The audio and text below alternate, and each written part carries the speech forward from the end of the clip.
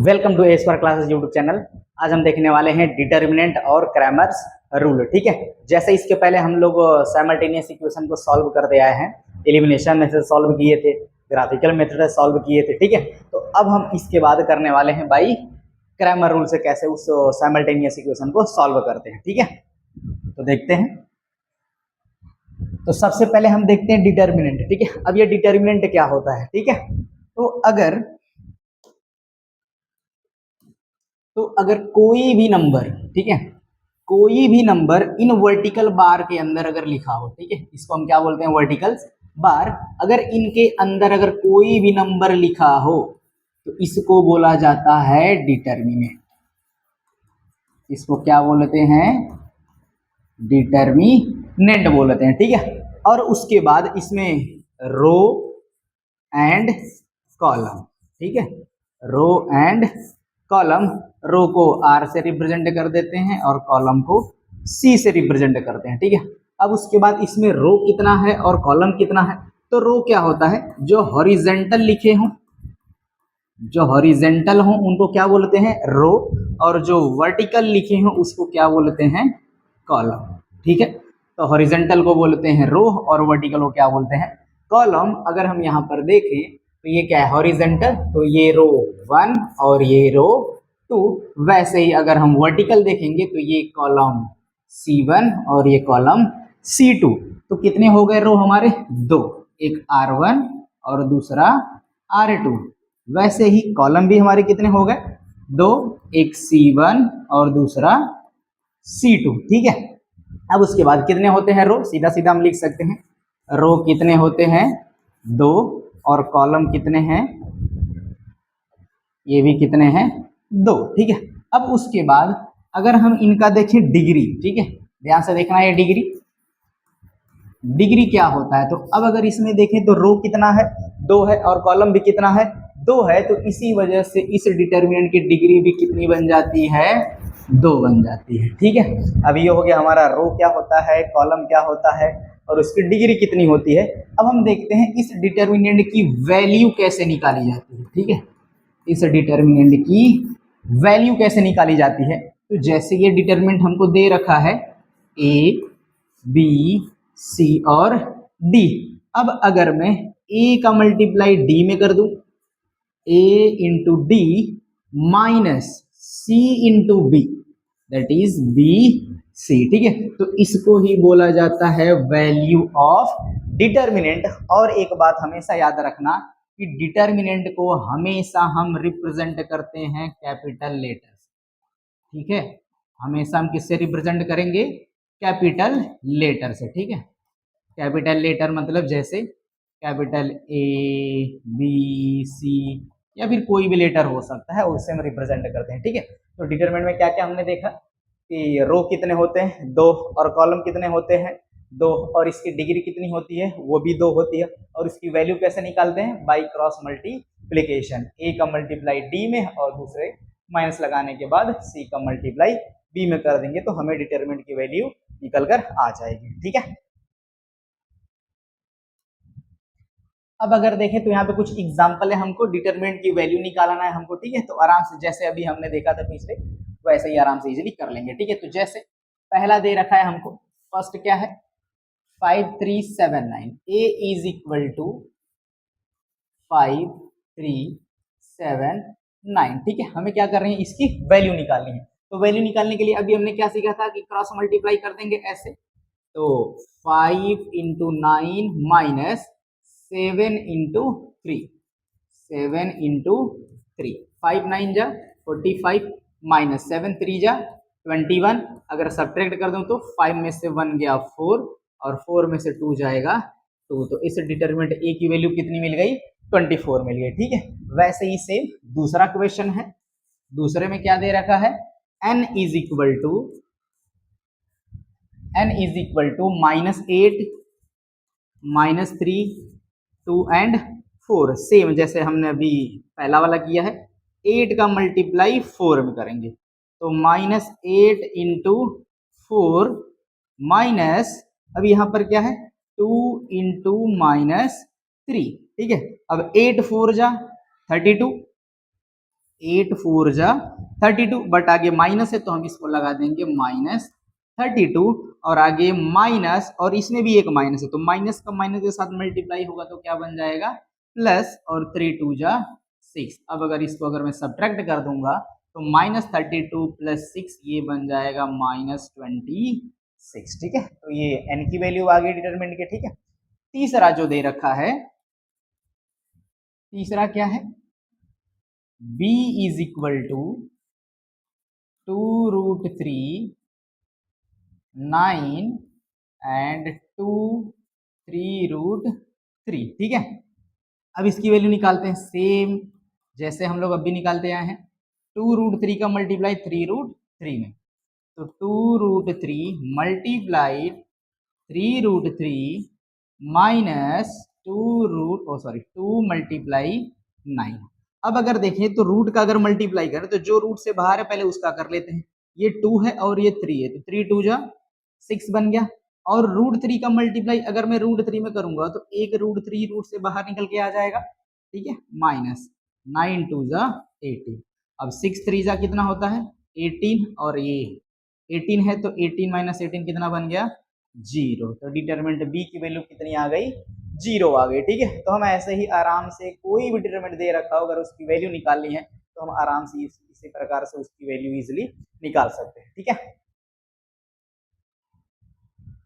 अब अगर देखें तो डिटरमिनेंट मेथड्स क्रैमर रूल। ठीक है, डिटरमिनेंट मेथड का यूज करके हम एक क्रैमर रूल्स, ये मैथमेटिशियन थे उन्होंने अपना एक रूल्स दे रखा है। ठीक है, तो उसको हम देखते हैं कैसे इसको निकालते हैं। ठीक है, अब अगर मैं मान लूं यहाँ पे दो इक्वेशन है, linear equation, a1x + b1y = c1 और दूसरा a2x + b2y = c2 दे रखा है। ठीक है, तो अब हम इससे कैसे निकालते हैं x और y की वैल्यू। ठीक है, तो यहाँ पे हम कुछ टर्म डिफाइन करते हैं, d that is determinant, dx dy। ठीक है, उसके बाद हम निकाल पाएंगे x और y की वैल्यू कैसे फाइंड आउट करते हैं। ठीक है, तो सबसे पहले हम इसमें डिफाइन करते हैं d को कैसे लिखा जाता है। ठीक है, तो d का मतलब क्या है डिटरमिनेंट। अब जब भी ये डिटरमिनेंट लिखना हो ना तो x और y का कोफिशिएंट यहाँ पे हम सब्स्टिट्यूट कर देते हैं। जैसे ये जो पहला वाला कॉलम होगा इसमें x का लिखते हैं और दूसरे वाले में y का लिखते हैं। तो अगर x का कोफिशिएंट देखें तो ये क्या है a1 a2, और y का क्या है b1 b2। ठीक है, इसी को हम क्या बोलते हैं d बोलते हैं। ठीक है, अब दूसरा है dx। ठीक है, दूसरा क्या है dx। अब जब मैं dx लिखने जाऊंगा तो ध्यान रहे ये जो x है जो यहाँ पे लिखा रहेगा उसके कोफिशिएंट को वहां से हम इलिमिनेट करके कांस्टेंट वहां पे रख देते हैं। ठीक है, तो जैसे यहाँ पे x लिखा हुआ है तो x का कोफिशिएंट क्या है a1 a2 है, तो a1 a2 की जगह पे हम रखेंगे कांस्टेंट और ये y वाला एज इट इज रह जाएगा। ठीक है, वैसे ही सेम dy है dy। अब देखिए यहाँ पर क्या है y आ गया, तो अब y का कोफिशिएंट नहीं लिखेंगे, वहां पर क्या लिखेंगे कांस्टेंट c1 c2 और x वाला एज इट इज रह जाएगा। ठीक है, तो ये बन गया d dx एंड dy। अब उसके बाद फिर x और y कैसे निकालेंगे, x = dx by d और y = dy by d। ठीक है, तो ये फॉर्मूला है हमारा वेरिएबल निकालने का, x = dx by d and y = dy by d। ठीक है, तो यही हमारा क्रैमर रूल। क्या करेंगे पहले d निकालेंगे, dx निकालेंगे, dy निकालेंगे, उसके बाद x का फॉर्मूला और y का फॉर्मूला यूज करके हम वेरिएबल जो भी दिया रहेगा उसकी वैल्यू हम फाइंड आउट कर सकते हैं। ठीक है, देखते हैं कुछ एग्जांपल इसके। अब देखें तो एक एग्जांपल है हमारा, solve the following simultaneous equation using Cramer rule. ठीक है, क्रैमर रूल का यूज करके हमें इन दोनों इक्वेशन को सॉल्व करना है। ठीक है, तो पहला इक्वेशन क्या दे रखा है देखें 2x + 4y = -10 और दूसरा 5x + 3y = -11 दे रखा है। ठीक है, तो अब इन दोनों इक्वेशन को हमें क्रैमर रूल से सॉल्व करना है। तो क्या करते हैं a1 b1 a2 b2 c1 c2 इनकी वैल्यू पहले हम निकाल लेते हैं। ठीक है, सोल्यूशन देयरफॉर सबसे पहले हम क्या लिखते हैं a1 b1, तो एक इक्वेशन को a1 b1 c1 लिख लेते हैं और दूसरे में से a2 b2 एंड c2 लिख लेते हैं। ठीक है, तो ये इस इक्वेशन को देखें a1 क्या था x का कोफिशिएंट क्या है यहाँ पर 2, और b1 क्या था y का कोफिशिएंट ये कितना मिल गया है 4 और C1 क्या था, constant term, that is your -10। वैसे ही सेम A2 क्या था, x का कोफिशिएंट, B2 y का कोफिशिएंट और C2 कांस्टेंट, ये मिल गया मुझे -11 मिल गया। ठीक है, अब उसके बाद हम क्या करने वाले हैं, dx एंड dy निकालने वाले हैं। ठीक है, तो d का क्या था बच्चा, जिसमें x और y के कोफिशिएंट थे, तो a1 a2 b1 b2। ठीक है, इसकी वैल्यू निकाल लेते हैं। अब देखें, वैल्यू सब्स्टिट्यूट कर दें, a1 a2 ये है 2 5 4 और ये 3 बन गया। जब इसकी वैल्यू निकालेंगे तो क्रॉस मल्टीप्लाई कर देते हैं। 2 का मल्टीप्लाई अगर मैं 3 में कर दूंगा तो 2 3 जा 6 माइनस 5 इंटू 4। एक काम करते हैं, इसको मल्टीप्लाई के टर्म में लिख देते हैं पहले। ठीक है, ये देखें 2 का मल्टीप्लाई 3 में किया तो 2 3 जा माइनस 5 4 जा। ठीक है, अब अगर इसी को आगे देखें तो 2 3 जा कितना बन जाएगा, ये 2 3 जा 6 माइनस 5 4 जा 20। अब 6 माइनस 20 करेंगे तो कितना हो जाएगा, -14। ठीक है, ये d मिल गया। अब ऐसे ही सेम हम dx निकाल लेते हैं। dx के लिए क्या लिखा था फॉर्मूला, कि जो यहाँ पे लिखा रहेगा उसके जगह पे क्या आता है, कांस्टेंट, और दूसरा वेरिएबल का कोफिशिएंट एज इट इज। ठीक है, अब अगर देखें C1 C2 वैल्यू सब्स्टिट्यूट कर देते हैं। C1 C2 क्या दे रखा है, -10 एंड -11 और B1 B2 as it is रह जाएगा 4 एंड 3। फिर से क्रॉस मल्टीप्लाई कर देते हैं। ठीक है, अब देख -10 into 3 dx is equal to -10 into 3 -11 into 4 -11 into 4। अब ये 10 3 जा 30, माइनस साइन लगा दिया, ये माइनस और ये भी, तो माइनस माइनस प्लस बन जाएगा, 11 4 जा 44। अब अगर मैं 44 में से 30 को सब्ट्रैक्ट कर दूंगा तो ये मिल जाएगा 40। तो ये dx की वैल्यू कितनी मिल गई, 14 मिल गई। ऐसे ही सेम हम निकालेंगे dy की वैल्यू। dy का फॉर्मूला क्या था, y यहाँ पर लिखा हुआ है तो y के जगह पे क्या आ जाएगा, कांस्टेंट, और x का कोफिशिएंट एज इट इज रह जाएगा। ठीक है, अब वैल्यू सब्स्टिट्यूट कर देते हैं।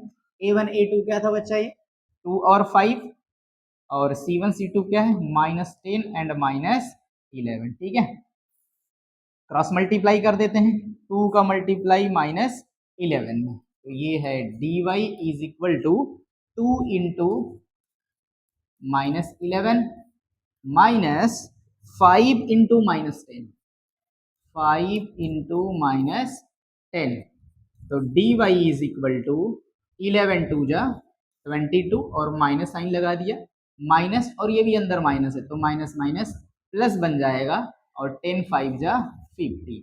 अब अगर 50 में से मैं 22 सब्ट्रैक्ट करूं तो ये मिल जाएगा मुझे 28 मिल जाएगा। ठीक है, तो देखें d भी मिल गया, dx भी मिल गया, dy भी मिल गया। ठीक है, हमारा बच्चा क्या है, बस खाली x और y की वैल्यू निकालना। Therefore x is equal to क्या होता है, dx बाई d होता है, तो dx की वैल्यू कितनी आई है, 14, और d की वैल्यू कितनी आई है वो देखें, ये -14 है। अब अगर देखें तो 14 बन जा 14, 14 बन जा 14, तो ये कितनी मिल गई, -1। दूसरा y का फॉर्मूला क्या था, dy बाई dy अभी हमने निकाला 28, और d कितना है, -14। मल्टीप्लाई कर लेते हैं, सॉरी डिवाइड कर देते हैं, 14 1 जा 14 और 14 2 जा 28, तो ये कितना मिल जाएगा, -2 मिल जाएगा। तो बस उसके बाद एक थोड़ा सा लिख देते हैं हम लोग x और y। Therefore x y, x की वैल्यू कितना मिला, -1, और y की वैल्यू कितनी मिल गई, -2। ठीक है, इस प्रकार से हमारा क्रैमर रूल से आराम से इजिली x की वैल्यू, y की वैल्यू, या फिर इवन कोई भी वेरिएबल अगर दिया रहेगा तो हम उसकी वैल्यू आराम से निकाल सकते हैं। ठीक है, ओके, तो ऐसे ही हमारा क्रैमर रूल d निकालेंगे, dx निकालेंगे, dy निकालेंगे, आराम से हो जाएगा। ठीक है।